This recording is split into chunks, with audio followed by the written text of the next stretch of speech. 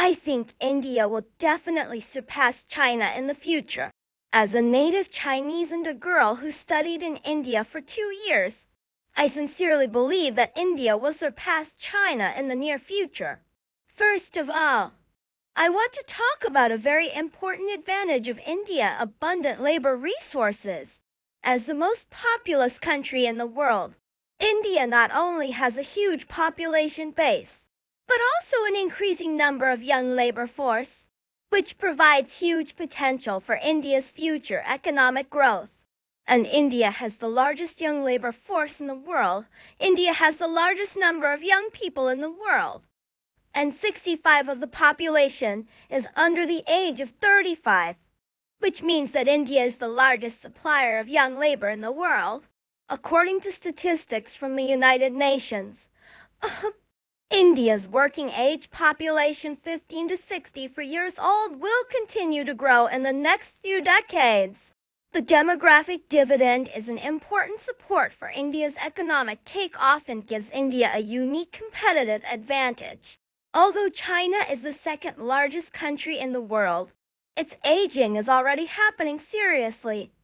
This is because China once had a stupid and cruel family planning policy.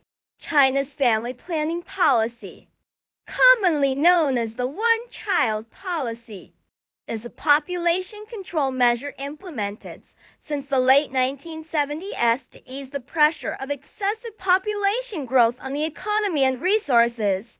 In 1980, the one-child policy was fully implemented. It became law, so that every family could only have one child. If a family wanted to have a second child, the government would take tough measures to meet its political performance, such as knocking down the family's house or taking away their cattle, in order to threaten and intimidate them to have an abortion. Some local governments even implemented a policy of not giving birth to a child for 100 days. Anyone who got pregnant during that period would be forced to have an abortion, and even if the child was born, it would be disposed of. Now that the Chinese government is facing a very serious problem of population aging, it slowly feels that it may have made a mistake in the past. In 2016, China relaxed the policy to a comprehensive two-child policy, hastily allowing every family to have 2 children. But at this time, no one wanted to have another child, and the government also felt very difficult. After many meetings and discussions in 2021, the government finally came up with an ultimate plan to allow ordinary people to have more children. That is, a policy that allows everyone to have 3 children. However, the fertility rate has been weak, and population growth has turned negative in 2023, so that in the future, China's aging population will be more serious than Japan's, while India will not encounter such a problem. Secondly, another advantage of India is its democratic system. As the world's largest democracy, India's democracy is not only long-standing but also vibrant. India is a parliamentary democracy, which means that power comes from the people and is exercised through their elected representatives. This is not a lie like China, but every Indian citizen over the age of 18, regardless of gender, religion, or caste, has the right to vote and can really vote. This makes India a true universal democracy. It is not like China and North Korea, where the leader's approval rate is close to 100. India's legislative, executive, and judicial systems are independent of each other, ensuring a balance of power and avoiding monopoly by one party. This is laid by the Indian Constitution, which came into effect in 1950 and is considered one of the most detailed written constitutions in the world. And India has hundreds of political parties. National parties such as the Bharatiya Janata Party BJP and the Indian National Congress INC, as well as a large number of local parties. This gives voters a wealth of choices and truly reflects diversity. Unlike China, only one party can govern.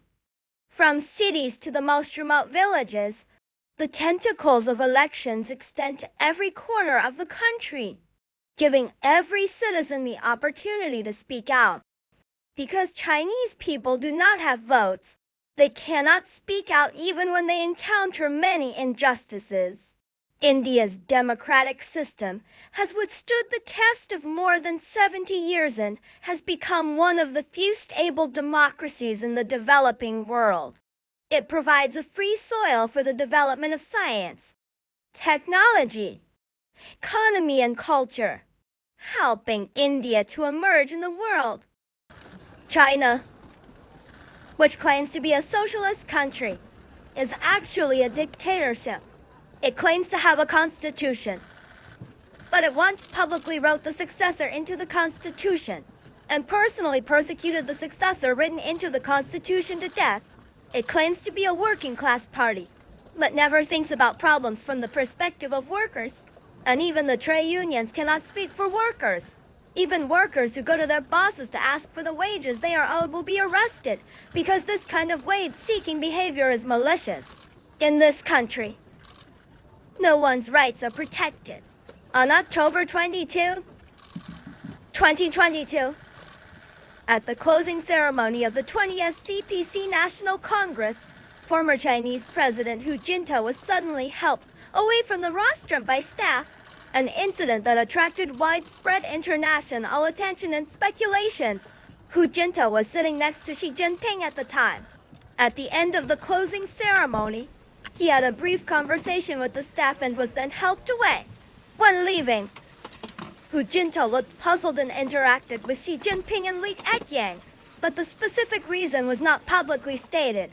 The official explanation was that Hu Jintao left due to physical discomfort and did not involve other issues.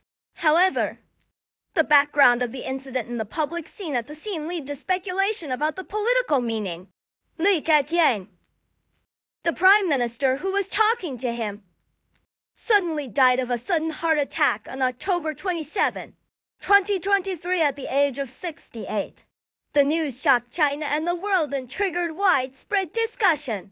Xinhua News Agency quickly issued a brief notice saying that Li Keqiang died of ineffective rescue for a sudden heart attack, but did not provide too many details.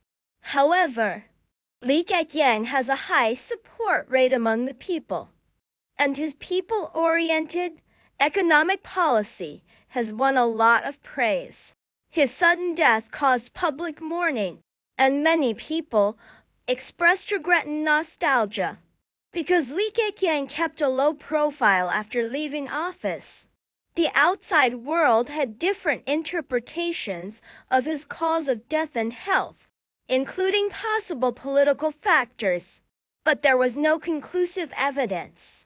But Chinese people with eyes can see that Li Keqiang is not tolerated by Xi Jinping because he has repeatedly told the truth and sang against Xi Jinping in public. And the two people's political ideas and political backgrounds are completely different. Since then, everyone's expectations of China's political environment have been further lowered, and foreign investment has become less and less in China, because no one wants to die of a sudden heart attack inexplicably. Finally, India's technology industry is booming. From Bangalore to Hyderabad, we have countless excellent startups. India has become the world's third largest startup ecosystem, attracting a lot of investment. While China's technology industry is facing more regulatory pressure, this has caused a lot of manufacturing to flow to India, especially after the outbreak of Wuhan pneumonia. This is because open social systems encourage diverse ideas and provide greater space for innovation and entrepreneurship. In contrast, China's authoritarian system severely restricts the free market economy. The former richest people in China, such as Jack Ma, who founded Alibaba, and real estate tycoons, are now either fleeing abroad or in prison.